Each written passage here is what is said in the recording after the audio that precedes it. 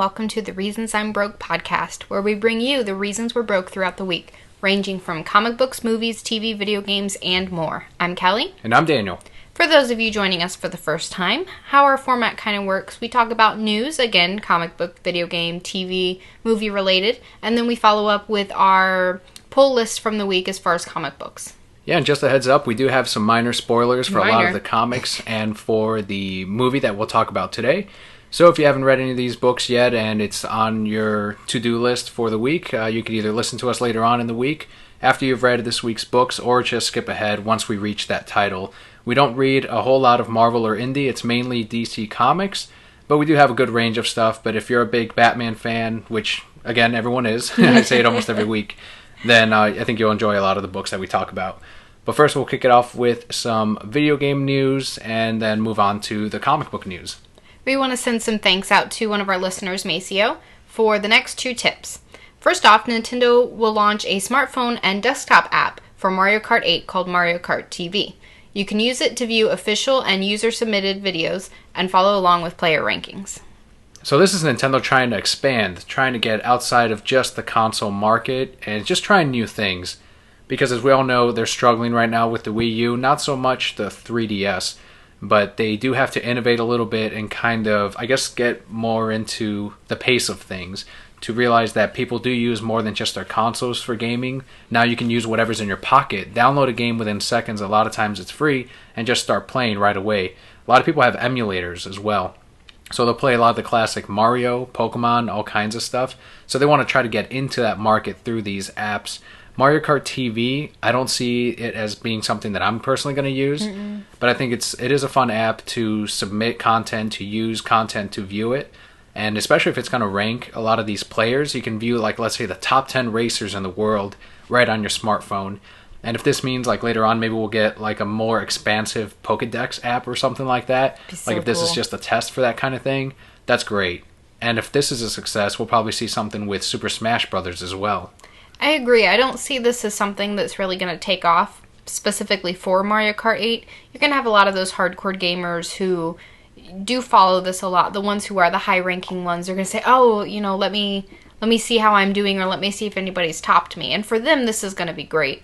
For us, this is a step in the right direction. Like you said, maybe we will get things like, you know, a Pokédex, which they used to have Pokédroid. And I totally still have it, guys. They took that shit down off Google Play. So tell listeners what exactly Pokédroid was. Pokédroid was great. So they only went through X and Y. No, they didn't go to X and Y. They went to black and white. And they had every single Pokemon in the national Pokédex. So it started with Bulbasaur and it ended, you know, with how they came out, not the whole X and Y or those weird Pokédexes where Bulbasaur's not number one. Yeah.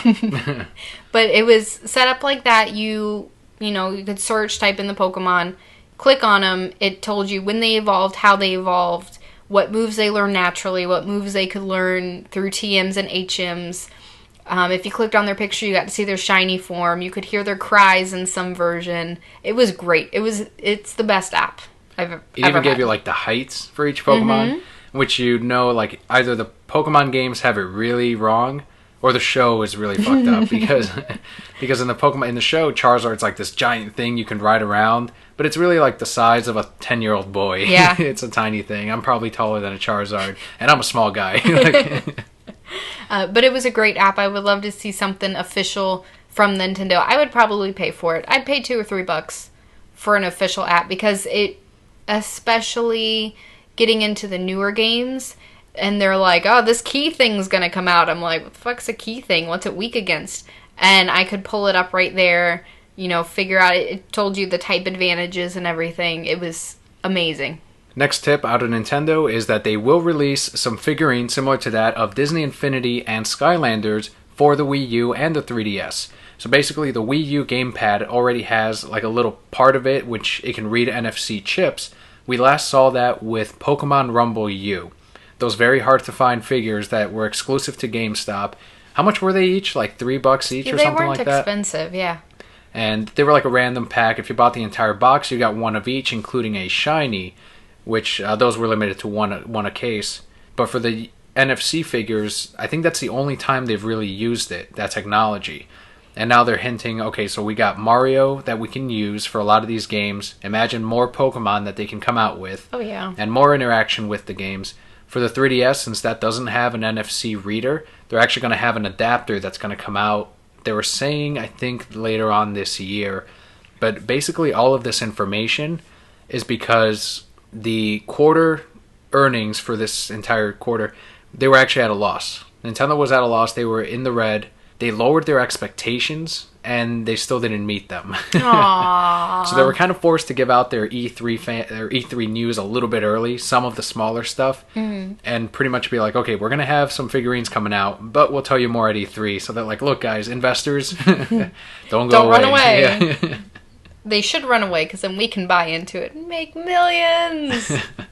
Just like when the Wii was first announced, I remember like, this is the time to buy stock in that shit, and then it blew the fuck up. If I was a smarter guy, I probably would have bought some stock then, but I'm like, I don't even know how to do that. I don't either.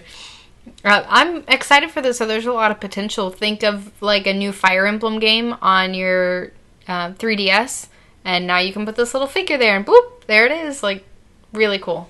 Next up, Nintendo President Satoru Iwata revealed that the company will launch an all-new console as early as next year.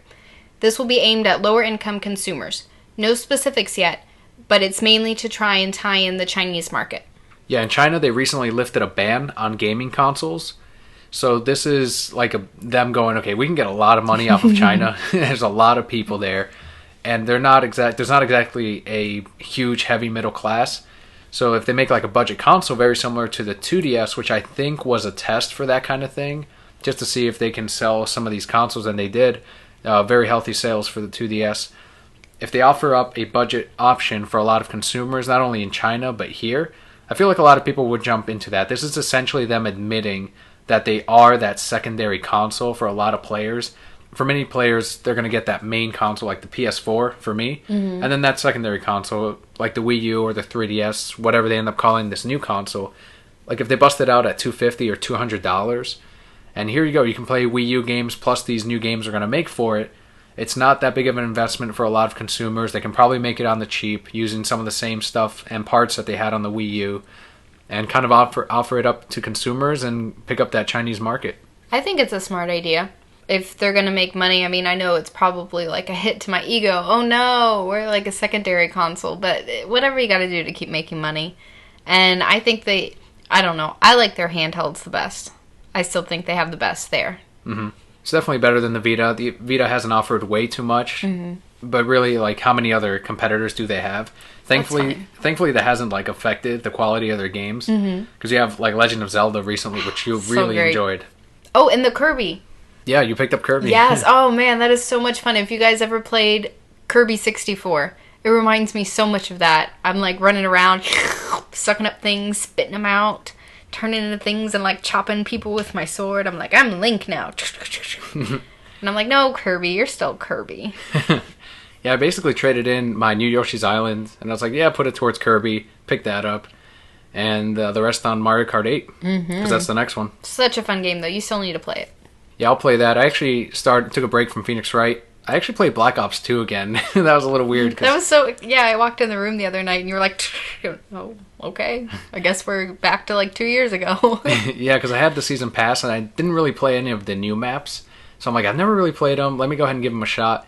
But I kept getting stupid Nuketown. I fucking hate Nuketown. Hate that map. Like every other map I do really well in, but Nuketown, for whatever reason, I can't play in that.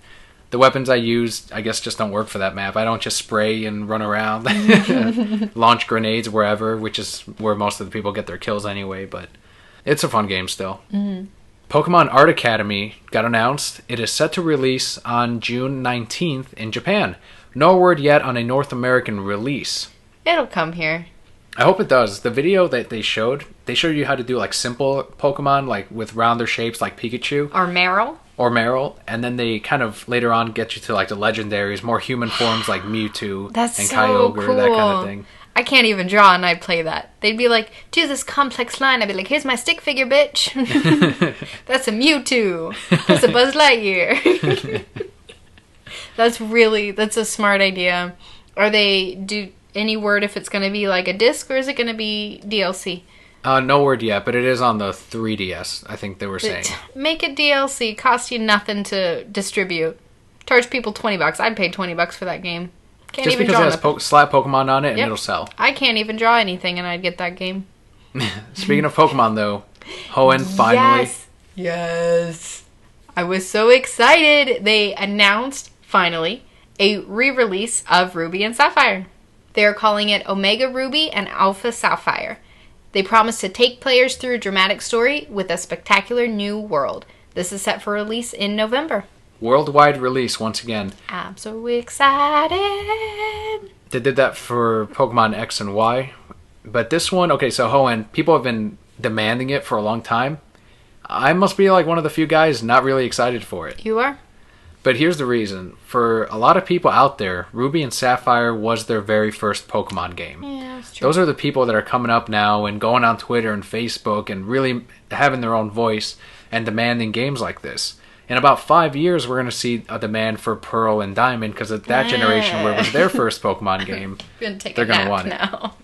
So I realized that the reason I'm not excited for it is because this game wasn't really made for me. It wasn't something that I really hold nostalgia towards. I'm still about the red and blue and the newer games fine because they offer older Pokemon like Bulbasaur. Like, here's this thing for you old people. Like, you can pick out your starter. For you grandparents now.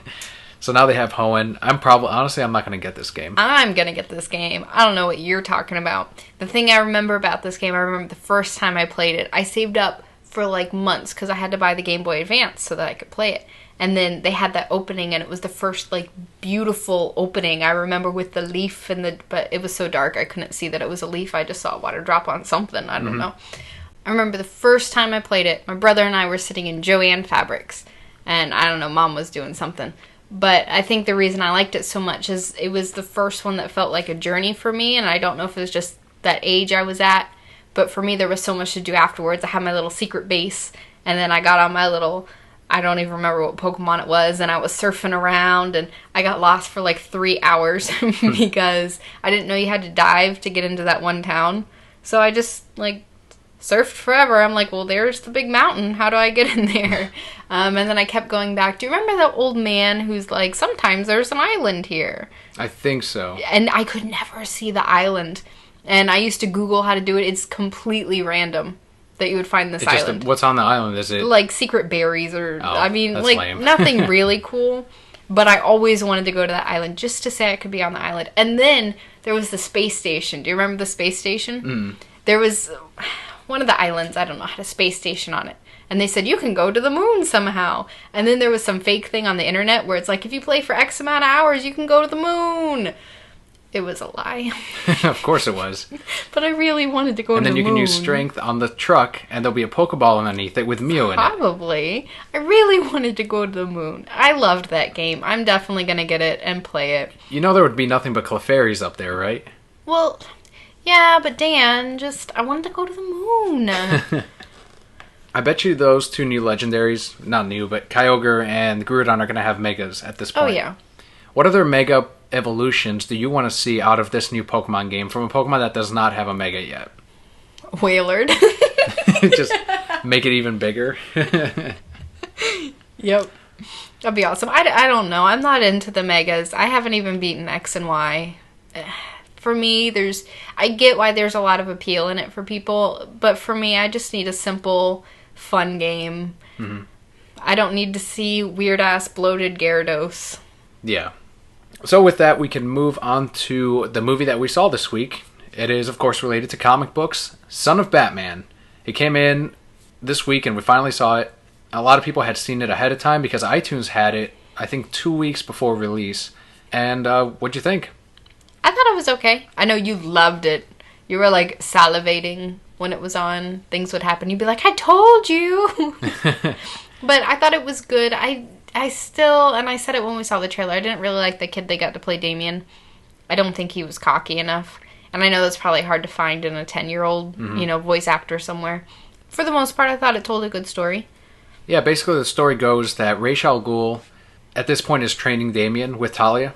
And Deathstroke comes up to the base, and he's kind of upset that Ra's didn't choose him as the heir to the League of Assassins. So he chooses to kill Ra's al Ghul, which he does, and later on goes after Damian and Talia. Now, the problem with this story, this part of the story, is what I would have done is I would have had it where Deathstroke is upset that, Ra's al Ghul chose Damian or Batman over him for the League of Assassins. And I would have had it where instead of Deathstroke going after Ra's and killing him for whatever reason, he actually goes after Damian and Batman, as if to prove to Ra's al Ghul, like, this is why I am the superior choice. I thought that would have been a lot better. And instead it's just like a killing thing, and now there's not really a reason why he has to go after Damian. Like, we know why Damian goes after Deathstroke, because he killed Ra's, so that was the motivation.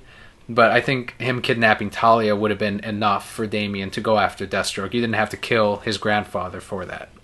Agreed. I still would have liked it better if Ra's was dressed as Deathstroke, and this was all a test. What'd you think of the voice acting? You said Damian you didn't really care for. The voice of Batman was the same one as Justice League War, which we didn't like as much. Mm-mm. But we also had a new Alfred. Mm-hmm. First off, was Kevin Conroy sick? He must have been sick. This was B-Squad. Let's talk about Batman first. I didn't feel like he put enough emotion into it. I get that Batman's supposed to be dark and, really hard. But when you hear Kevin voice Batman, there's always... you feel something for him. This one I didn't really feel for. Especially when he called out Damian. Mm-hmm. Like, the way Kevin Conroy does it, if he would have done it, it would have been, like, perfect. Right. But here he didn't seem as concerned. He was just kind of like Damian or whatever. But Kevin, he's an actor. Like, you can read all the emotions, even if they're subtle. Mm-hmm. And for this Batman, it really wasn't there. Like, it's an okay Batman. I think the Batman from Young Justice would have been a better choice. Yes. This one, not so much. As far as Alfred, I thought he did a good job. He was written great. Yes. Wonderfully. And I thought his voice actor brought that out. All the little quips and everything that he had. He did a good job with it. Like, I feel the story could have been tightened up, like I mentioned earlier with Deathstroke. But Alfred, I probably can't write for him as well as whoever wrote this did. So I would have left. If I was editing the script, I would have been like, this is good. Just kept going. Like, no marks or notes or anything. You would have been like, ah, laughing with their little feet kicking. Yeah. So Alfred was really funny in it.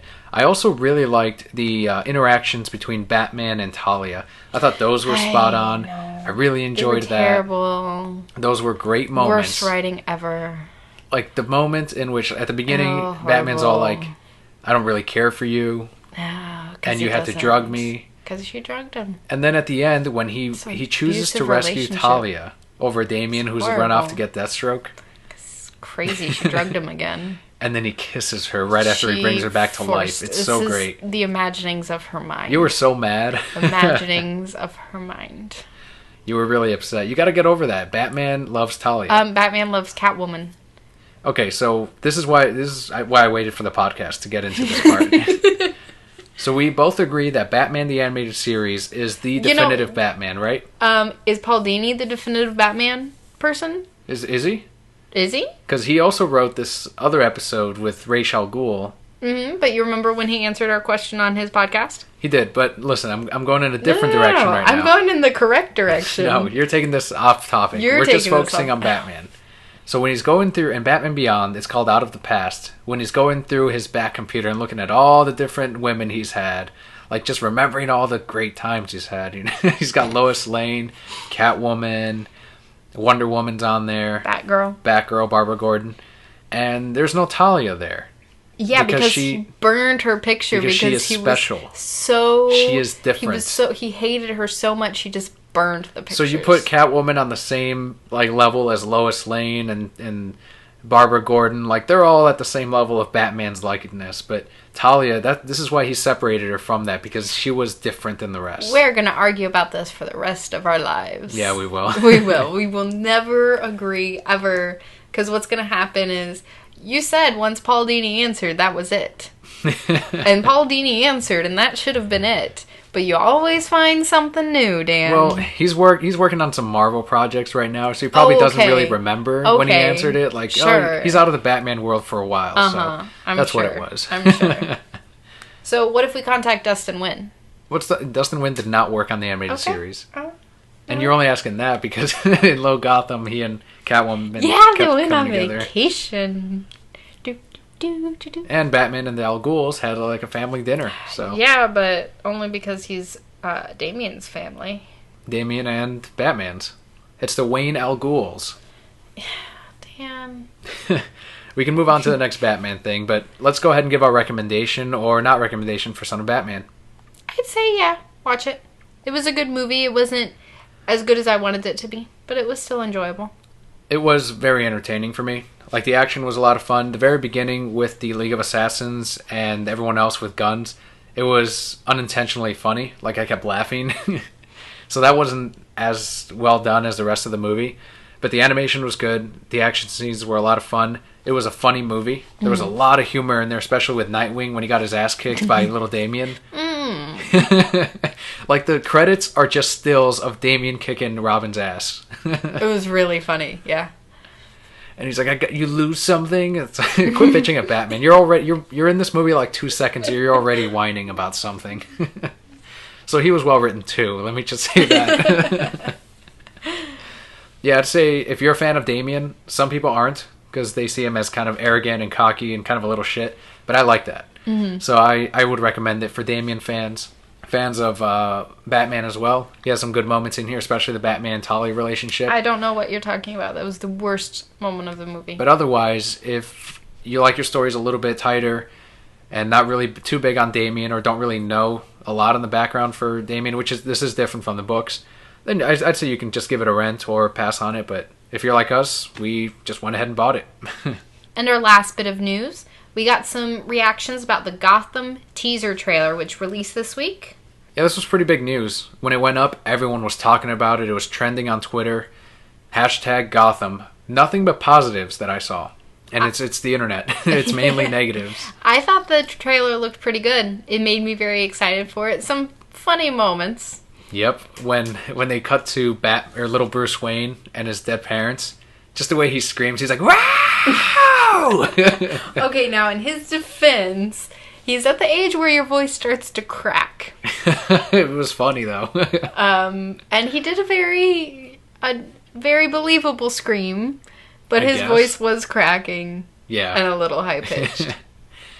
Gordon, Ben McKenzie, awesome choice. Like, you actually see him act as Gordon in this clip, and it does feel like a Gordon that would try to make Bruce Wayne, someone that just lost his parents, try to feel better. Like, you have confidence in this man, this cop, that he will try to bring vengeance to your parents, try to bring justice to Gotham.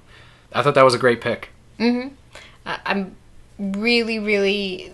They can do so much good with this, and I hope that it doesn't all go to shit, because there were some things, like we saw flashes of different characters. Little girl Catwoman, kind of has me on edge a little bit, but at least they put Catwoman, not Talia. They also had Penguin in there. They've The Riddler. The Riddler, and they have said that the Joker will be in it. So this is the one thing, it just went up a couple days ago, that has fans a little bit upset. Because they feel like this is a show in which Batman isn't around yet. But how could the Joker be around if Batman's not around? Because if you go by, like, the Killing Joke story, Batman helped create the Joker. So it does have some people kind of upset. But I don't know when we became so obsessed with having everything be exactly like the books. Right. And I said this on Twitter, too, earlier. There was a passerby today at work who was going on about the new Avengers movie, Avengers 2. And he said, they're trying to make it so that Tony Stark created Ultron instead of Ant-Man. Mm-hmm. I don't read a lot of Marvel, but that much I do know. And he's like, that's retarded. And he walked off. And it's like... This is what I envision. He's just standing in the middle of the store reading something and just goes, that's retarded. Puts the book down and walks away. And the thing is, I know he's the kind of person, too, that once he's going to see Avengers 2 anyway. And when he sees it, he's just going to accept the fact that they made it so that Tony... Yeah. And for a lot of people, that's going to be the origin, because they're not going to really know about Ant-Man or anything like that. So it's just something I was curious about. Like, why is it that inherently, as soon as it's different from the books, like this, for example, Son of Batman with Deathstroke, like, he wasn't really in the League of Assassins with Ra's and trying to fight Damien and all that. That's not really how it happened in the comics at all, but some people were still upset about that. Like, who cares? Like, what if it's just a great story? Who gives a shit if it's changed? It doesn't... If they had originally done it so that, for example, Tony Stark was the guy that created Ultron, or Joker was around before the Batman, it would have made no difference because then you'd be bitching that, well, Batman never created the Joker. Right. But no one really thinks about that. I see both points of view. When people read these stories, they become so connected to them. For some people, that is their Batman, that is their Joker. And to change that is difficult for them to do. So I understand from that point of view. But also, yeah, let's hear a great story. From the teaser, it looks like it's going to be a great show. Mm-hmm. We do have some thoughts from many of our Brocat followers on Twitter. First one's from @CamachoJess, who's actually doing comic book reviews for IGN. Pretty awesome. She just got that gig. Yeah, that's awesome. Quote, there wasn't anything to make me not want to see it. I'm still excited. Next up, we have one from @Evangelisterine, who says, I'm excited to see the early days of Edward E. Nygma and Oswald Cobblepot. Create such intrigue to how they'll play in. Yeah, and I was joking with that, like, the Batman Forever scene. Mr. E. Mr. E. Mr. E. Nygma. Edward Nygma. Like, wow, Bruce, you're a fucking genius. Detective. This is the detective work for that movie. Done. More action. Next is from sorry if I mispronounced this, but I think it's @Curse, Kurce. Quote, looks amazing. I've been watching all the superhero shows. Gotham looks amazing. Can't wait. Gotham looks the best. Does look like it's a lot of fun. It will premiere this fall on Fox. And that will actually do it for our news this week. We're going to move into comics.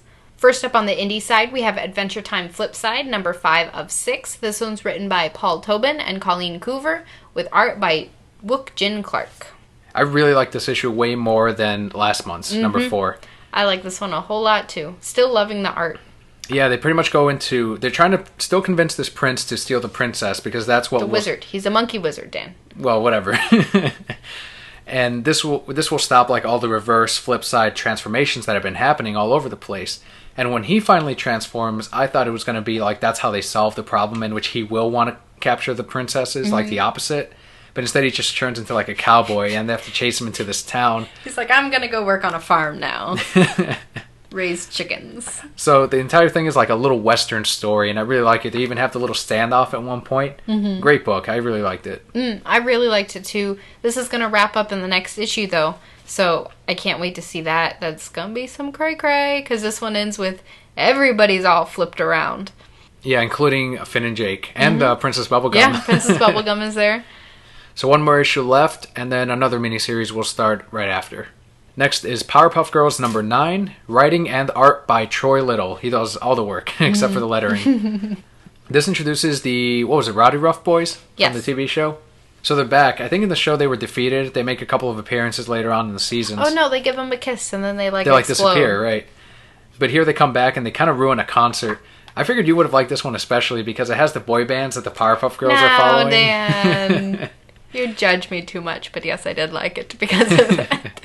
I think my favorite panel of this was one of the beginning ones where you see a monster walking through the town. He's like, hey guys, where'd you all go? Referring to the last arc. Yeah.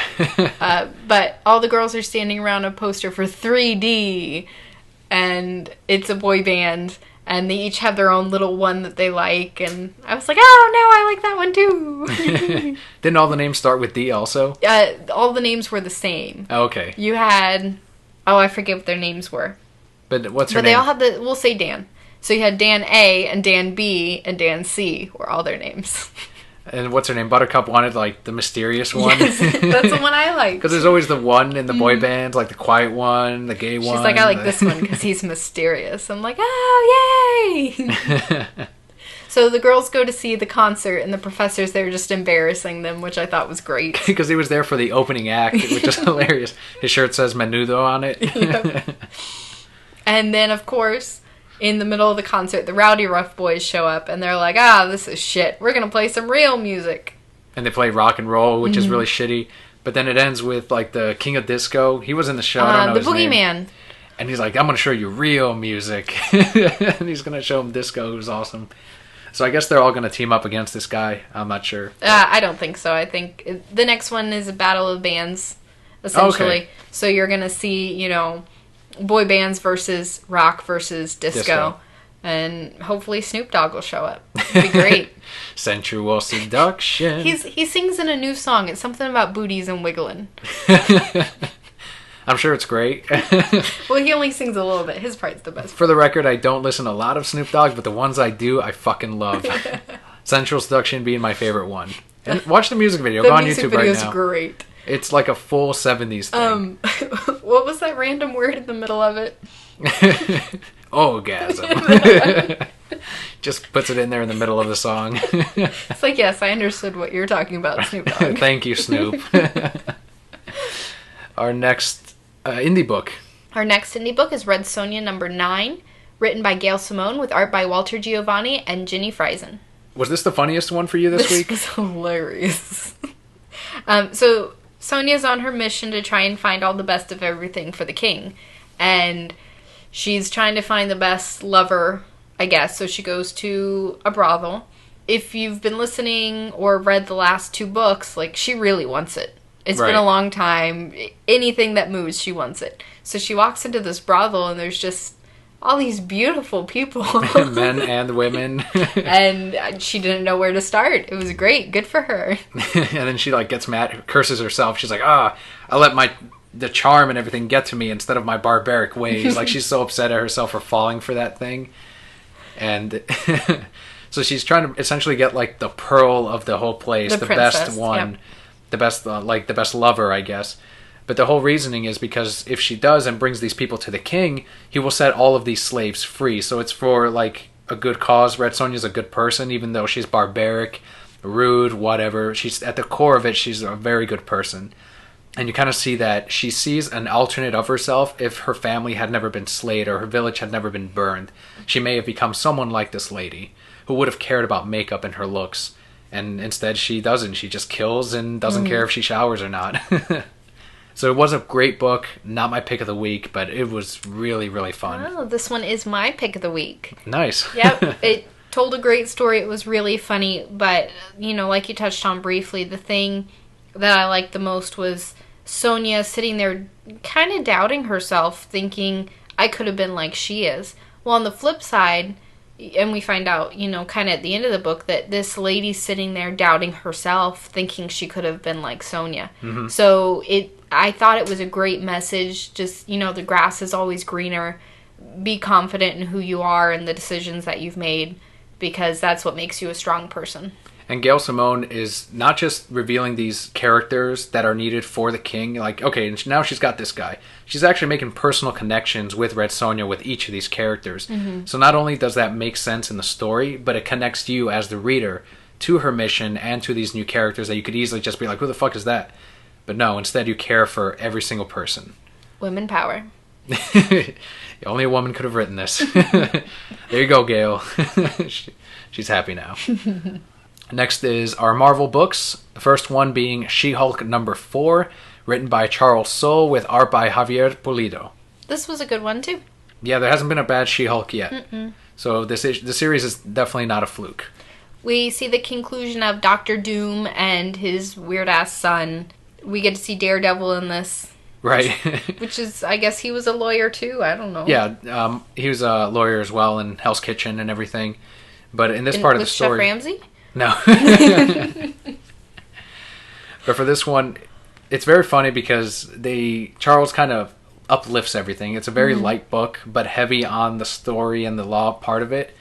So for this one, when she goes and confronts Doctor Doom, normally it'd be like, oh shit, she might die or something. But instead it's Doctor Doom controlling like giant robots, and it's really funny. And she actually like has a conversation with him about her son. Like, you're not creating a leader, you're just creating a follower by doing this, to the point where he's like, am I, son? It's just a really funny story. It was, I agree. My favorite line was when she's about to leave and she's like, can I smash this Doombot? And the Doombot's like, don't smash the Doombot. But it ends with a new mystery, which will start out the next arc. Yeah, so good jumping on point for number 5, but also here in number 4, I felt like this was a great standalone story too. Mm-hmm. It summarized the story at the very beginning, but also throughout the dialogue from the characters. So if you want to jump on She-Hulk, don't be afraid to start with number 4. Our next book is Miles Morales, Ultimate Spider-Man number 1. This one's written by Brian Michael Bendis with art by David Marquez. this had an ending that I totally didn't see from the beginning of the book. Are you serious? Or I saw it. You saw that ending happening? Yes. I did not. I saw that ending happening. Dan, what was like one of the first lines? I don't know. Superheroes always come back. Oh, not this one. No, they always come back. Well, that's the thing about the Ultimate Universe, though. Like, they don't really come back. Well... Like, Drunk Man Thor is still somewhere floating in space. Good for him. He'll come back. He's not... Well, he might come back. He's coming back. Drunken Thor Galactus. Okay, I will say I didn't see it happening at the end of this book, but I knew it was going to happen. They started saying that, I'm like, really, guys? It's like when you're in school and the teacher's like, I'm not saying this is on the test, but it might be on the test. But I'm not saying it is. And I'm not saying this is the exact question on the test. But that's what they did in the first 2 pages of this book. Alright, so basically to start it off, they do reveal that the Green Goblin is alive. Mm-hmm. We didn't really know what had happened to him because he had gone down fighting Peter Parker during the death of Spider-Man. I think that was like 2 or 3 years ago when that happened. But he was just, you just see Green Goblin like smashed up and bleeding, and Peter Parker dies fighting everyone. And here you see that he's been trapped the entire time, drugged up, completely under control. And he just says, like, all of you will burn or something. Mm-hmm. And at some point in this book, he does actually escape. So now he's going to go up against Miles, which is the first time he's gone up against him. Like, Miles has gone up against Venom, and he had a huge loss when that happened. So how's he going to handle this when one Spider-Man's arguably biggest foe, the Green Goblin, goes up against him? Like, yeah, it's a slightly older Miles, but he's still going through a lot of shit. Right. Very similar to what Peter Parker would do. Peter Parker takes in stride, I think. Way easier than Miles, but I do appreciate this character development way more, and I find Miles to be a more interesting character because of the struggles he has along the way and how mature he is, even though he struggles to actually understand that he has to go through this. One example is when he's with his girlfriend, like there is a love story in this, and he doesn't know if he should tell her that he's Spider-Man. Very similar problem that Peter has gone through many times, but for this one, everyone knows that he lost his mom recently, about a year ago. And when he's talking to his girlfriend, the one teacher that catches them in the hallway tells him, I know you suffered this loss, but don't take advantage of it. Almost as if accusing him. Well, it's more than just his mom, though. His dad, like, ditched during the whole Galactus thing. So he's by himself. Mm-hmm. And, yeah, I'm sure that is hard. That teacher needs to just slow her roll, man. Yeah, I was like, what the hell's wrong with her? Like, she's just mad. She wanted attention? Or maybe. It could also be that. I wouldn't be surprised if Brian Michael Bendis introduced some of that in his book, which he already has. Like when they first showed Miles in trying to go, what was it, like a private school when they had a lottery thing, which is a very real thing. If you ever watch the documentary Waiting for Superman, they talk about that and go into very deep detail about how it is like a lottery system for your kid, for his future. And he goes through that, and Brian really understands kind of what people like Miles have to go through just to try to better their lives. So. But when you mix in Spider-Man and everything in here, at the very end, you get the reveal. Peter Parker, last page. He's just back. Because they never stay dead. Dan, didn't read the first page. I don't think it's going to be Peter Parker. Probably not really him. Right. I did like Miles' interaction with Mary Jane. Trying to ask her, is telling my current girlfriend who I am something that I should do? What were your feelings on it when you were told? And she brought up a lot of really good points, and I think she should have told him more because, she says one thing, and then you see the flashback, sort of, or a memory of what that meant for her. Mm-hmm. And she didn't go into that, all the danger and everything. So I think it was really good. I'm very interested to see if he actually tells her and what that means for them. Right. More than likely it'll mean danger for her. Of course. Is his friend not gay anymore?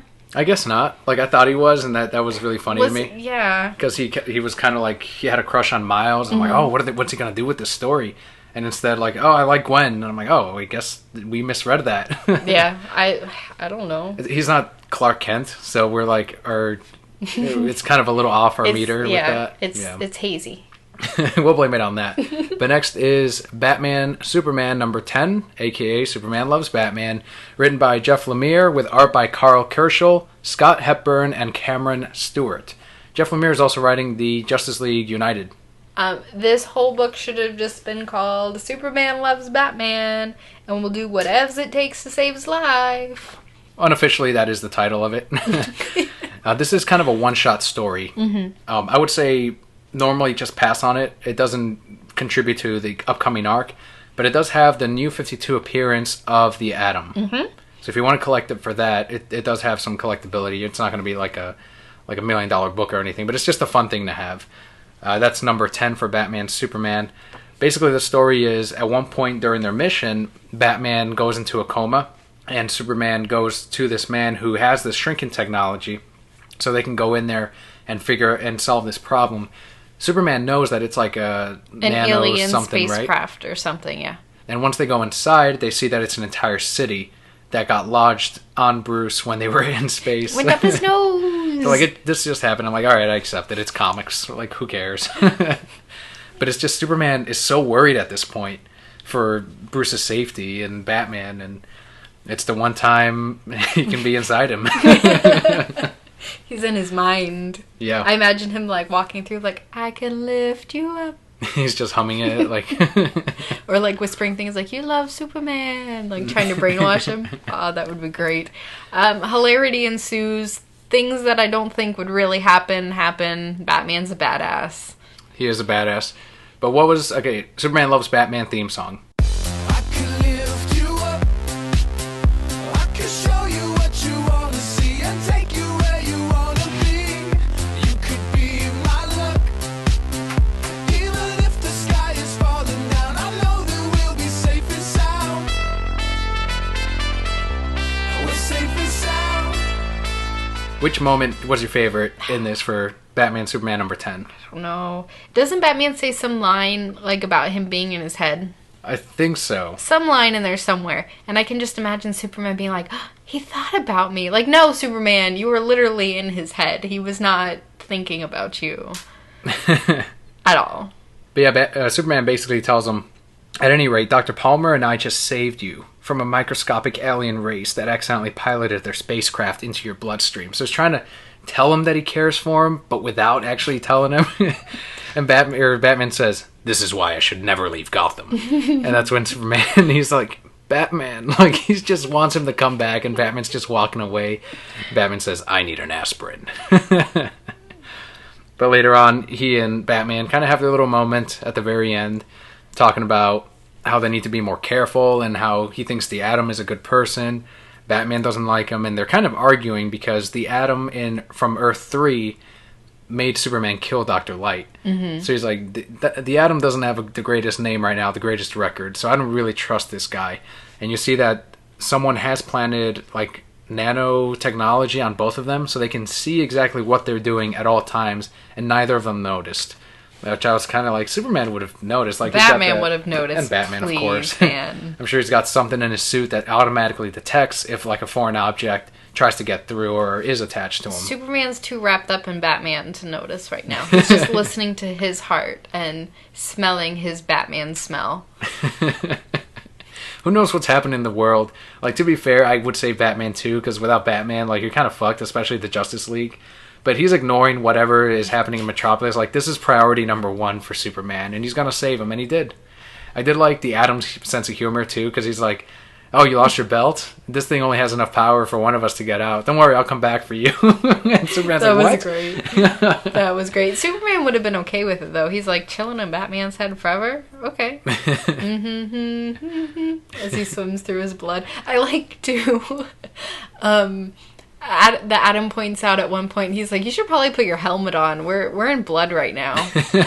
Superman did not care. He's like, the blood of my love. Like, whoa, calm down. Is that it, or is he like what you would call a doo-dum? He is kind of a doo-dum. When it comes to Batman, he was just excited to be inside him. So it was just a funny book, very light. If you don't like that interaction as much as we do, I would say pass on it for Batman Superman number 10. Agreed. I guess I'd call that my pass of the week, if I had to have one. Yeah, as much of a pass that we as could much have. as we enjoyed it. Yeah.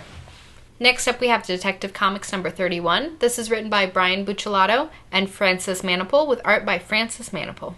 Like the name entails, this is a detective story. I love this new team now because it actually feels like you have a mystery here, and Batman is getting to the bottom of it. It is truly a detective comic. My pick of the week, number 31. It was really good. Batman was a total badass. He was. When he fought that fucking sumo guy. Oh man, no, I was thinking of when he dressed up like the other guy and was trying to find these drugs. Anyway, we digress. If you remember the end of the last book, so we think we met the New Robin and we met New Robin's mom. Maybe New Robin's mom.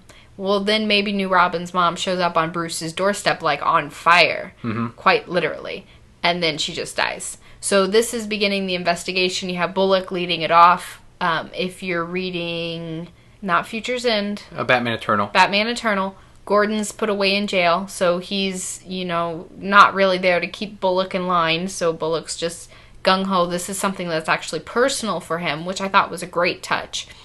And Bruce Wayne is the prime suspect. He is, and the whole time he's insulting Bruce, like, you're a piece of shit, motherfucker. Like, he's really mad at him. All you rich people don't give a damn. And Bruce is like, dude, I'm trying to solve this problem just as much as you are, without telling him. He even takes, like, a shotgun blast to the fucking chest to, like, fake, like, a hobo's death or one of the drug dealer's death to try to get information and plant a chip on the car. And it's really cool because Alfred comes out from another van and just drags the body, what would be body, into the van. Nobody says a thing. No, they all scattered because of that fucking gunshot. Yeah. And you see Bruce like take off the technology for his face, and he's like, good thing you're wearing that Kevlar. And Batman's like, it still hurts. So there's that detective portion of it. Also, when he's figuring out what the drug is and how she was actually injected with it by going into the crime scene again, and you see how he kind of puts this all together. It almost felt like you were playing Arkham Origins when you're in that detective scene. Yeah. So I loved all of that. And then you had your Batman moments, like when he fights the sumo wrestler that says, I'm not afraid of you, you're just a puny little man. And when Batman, like, essentially they fall, and Batman switches it so that guy falls and hits the entire concrete, and he tells him, like, your spine is fucked up, all of this is fractured. If you don't get to a hospital soon, you're going to be paralyzed for life. Am I scary now? I'm like, oh shit, he fucking got scared. You. Fucking Batman. I loved it. Mm-hmm. You do see the guy inside the truck. Is that supposed to be the squid? Or was the squid an actual squid from the last issue? I don't know. But that is the... I think that's going to be the main villain. I thought the guy in the truck was the squid. No, the main villain is what's-his-butt, who put squid in the truck. The random guy on the left. I think there's going to be a bigger villain in this whole thing. Yeah, there probably will be. The squid scared me, though. I'm like, oh, you're spooky. I want it to be a real squid. Like, well, there was one in the last issue, remember? Like, they were feeding people to it. Oh, yeah, that big... I don't think that's the squid, Dan. Batman has to fight it. I don't think that's the squid that ordered it's the like, drugs. so, you made it, Batman. It's got something bubbly. Like, you made it. It's got to have the tentacle noises like your favorite Pirates movie. Like, what was his name? I don't know if they can hear that. Davy Jones. That was my favorite part in that whole movie. Because he didn't do any of that. They're trying to make him seem so serious and scary, and then he randomly goes... What are they doing? That just killed all his credibility. He forever in my eyes, all I saw was the guy who went, This is exactly how it went. You know those movies so well. I do. I liked them, Dan. Next DC book is The Movement number 12, final issue. It is written by Gail Simone and art by Freddie Williams II. I like this more than I like the last issue, the one before that, number 10. Okay, yeah, because the last one was the one where Burton's like, and I'm gay. At the very and end. I like boys, too. I used that all week after we read it. I think I even texted to you. We'd be texting and I'd be like, and I like boys. Yes, I like this one much more. I feel she tied it up very well. It did not feel rushed. Nothing really felt out of place. And that is the problem with a lot of these final issues, where they're just like, and then all this happened. She did a little bit everyone's in love. Yeah, well, she did some of that. Right, 2 issues like with ago. Mouse. Right. And I liked in this one where, with Mouse, he's just like, you like cheese? Sorry, I don't like you anymore. I like this girl now, like, very quickly. And she just jokes like, well, hurry up before I change my mind. And, like, it had a lot of really cute moments like that. Mm-hmm. And that's what Gail really excels at with the friendships.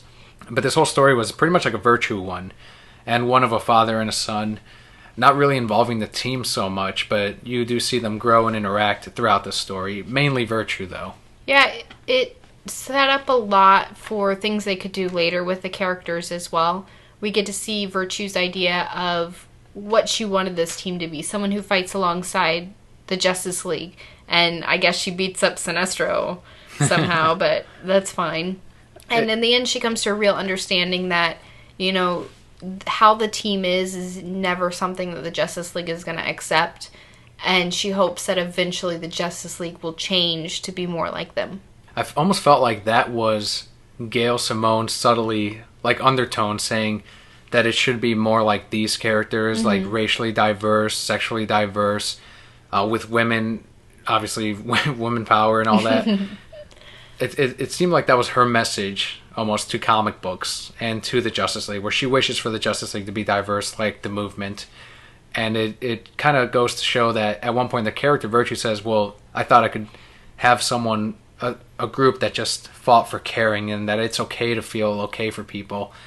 And it was almost like her speaking to us, to the reader, even though she's on really good terms with DC and everything with this book, and she says they gave me way more issues than they probably should have, because at the end of the day, if a comic doesn't sell, they have to cancel it and try something new.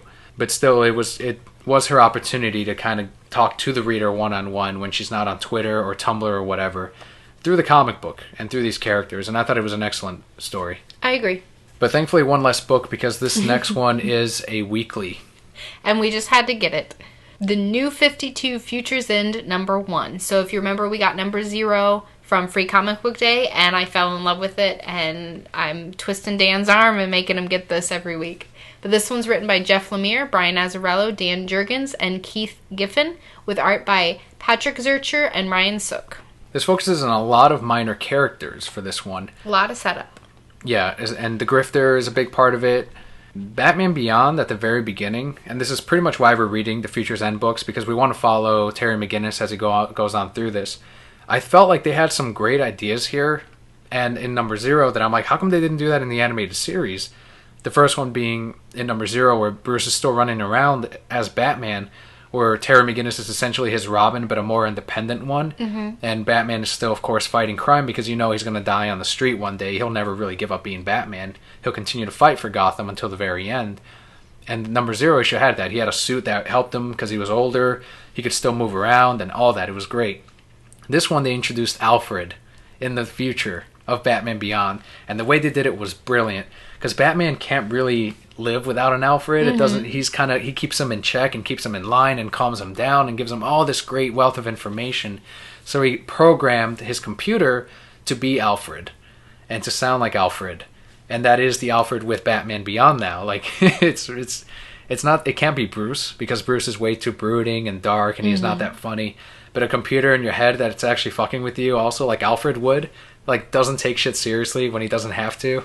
That was brilliant. Like, that is a great way to still keep Alfred in the future, because you got to have him. Because he went to Cambodia to be with his hose, so...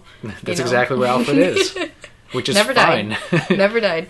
Yeah, I thought it was great. Alfred, he was really funny. I forget what... Terry said something, and Alfred's like, oh, Bruce programmed me this way, which was really funny. So, yes, very excited to follow Terry. Didn't really care about the Grifter or whatever. I thought he was Red Hood with an extra hood. It's still not as bad as Constantine, though, right? Oh, Constantine's horrible. Or the Creeper? Horrible. No, not the Creeper, not Constantine. Both of them can die. But the Grifter, I thought it introduced something weird with the aliens. I don't know how that's all going to tie in. I hope it ties in well, because right now I'm like, that seems like a little too much. I like the stuff with Firestorm? Yeah. Firehair? Or Firehair, as they called them in there. They called him.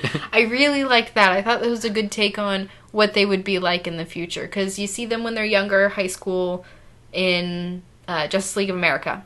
We got to see them. And now we're seeing, they're old, they've been through all this shit. How does that change and affect them? They're like a married couple, too. Yeah, like, they're are. just fighting the entire time. Like, this is your fault. There's a major death at the very end of it, which I guess may or may not happen because it's in the future and that could always change still.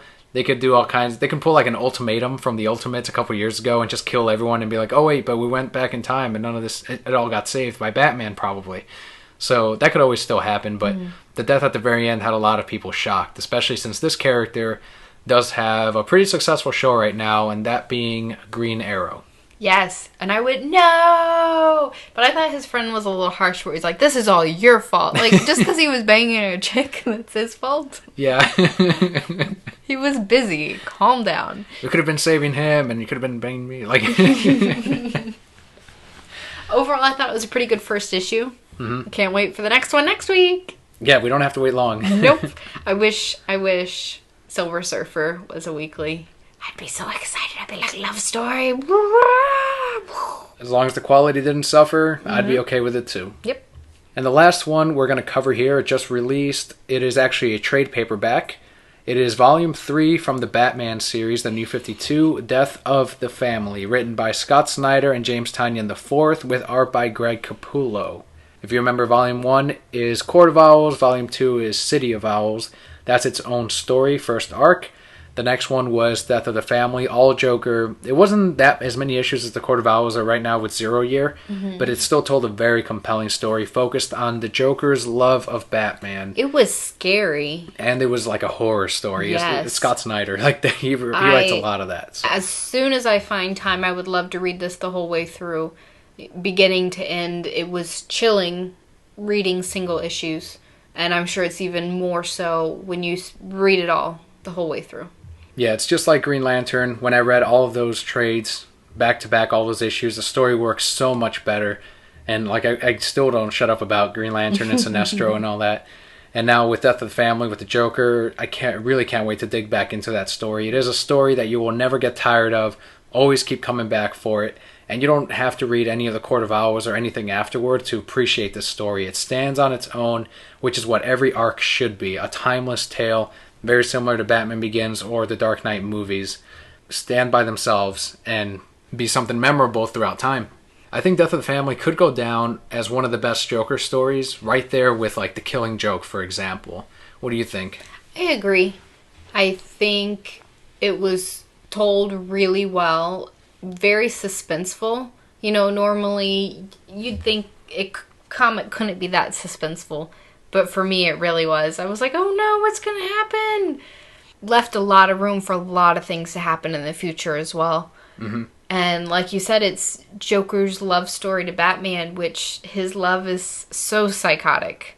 Of course, yeah. But you read it and you're like, I guess that kind of is love. I mean, in its own sick and twisted way. And it answers the question that many people would have of what does Joker actually think about Batman's secret identity? Mm-hmm. And it's all there. And that was a great moment too, because it says so much about the characters, both Batman and the Joker. Absolutely pick it up. It's out on softcover now, so it's cheaper than the hardcover. The hardcover does have the slip jacket, which has the Joker's face. If you take it off, you see the Joker's like muscles and everything on the face off. And it's just a great pickup. Every Batman fan should have this. And I think that's actually going to do it for us this week on the podcast. You can find this on iTunes. Make sure to subscribe. Just search The Reasons I'm Broke. Leave us a review. It definitely helps us on the charts and helps other people find us. If you enjoyed the show, that's one way you can support us. You can also listen to us through YouTube. We have the regular podcasts up there as well as some unboxings that we've done. So please listen or watch there and leave us a review. If you'd rather have the podcast on the go, download the Stitcher app. It is available for iDevices and your Android phones and tablets. So just download the app, search The Reasons I'm Broke. You can put it under My Stations, and when a new episode comes out, you can just refresh it. New episode downloads. You can listen to it when you're offline, so you don't have to be connected online just to stream it. And then it'll just delete it once the new episode comes up. Great app. Really recommend it. Stitcher. And if you guys have anything you want to discuss with us, you have any questions, comments, anything, you can check us out on either Facebook or Twitter at Reasons I'm Broke, or Facebook, search The Reasons I'm Broke, and we're up there. We are more than happy to have any discussions or answer any questions you guys have. And that will do it for the podcast this week. Thank you so much for listening, Brokettes. I'm Daniel. And I'm Kelly. See you next week.